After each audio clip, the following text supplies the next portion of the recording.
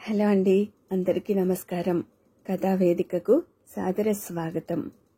ఇప్పుడు మనం బద్ధకస్తుడు అనే ఒక కవిత చెప్పుకుందామండి. రచన విశ్వగారు. అతను మహాబద్ధకస్తుడు అయినా నన్ను చూసిన వెంటనే లేచి పలకరిస్తాడు. సాయంత్రపు సంభాషణల మధ్య మా దుఃఖాలు చెరసగాలై గ్లాసుల్లోంచి గొంతుల్లోకి జారుతుంటాయి. నిన్న బారెడు పొద్దెక్కినా లేవలేదు. బద్ధకస్తుడు కదా, నన్ను చూస్తే నన్న లేస్తాడని వెళ్ళాను. మేము మంచి స్నేహితులం అయినప్పటికీ కనీసం కళ్ళు తెరిచన్నా చూడలేదు. అతని చెవిలో మెల్లగా అన్నాను, మిత్రమా, మనం ఎక్కడికెళ్ళినా నా కోసం నీ పక్కనే ఖాళీ ఉంచేవాడివి. ఇప్పుడు కూడా ఆ బాధ్యత నీదే.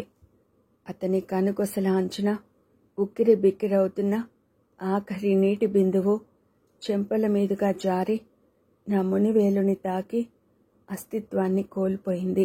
సాయంత్రం షెరా మామూలుగా చెరిసగాలుగా పంచబడిన గ్లాసులోని దుఃఖమంతా నా ఒంటరి గొంతులోకి ఒక్కసారిగా జారిపోయింది. చాలా చేదుగా ఉంది. ఈ కవిత రాసిన తేదీ 16/4/2023. మరో మంచి కవితతో మళ్ళీ కలుసుకుందాం. Thank you.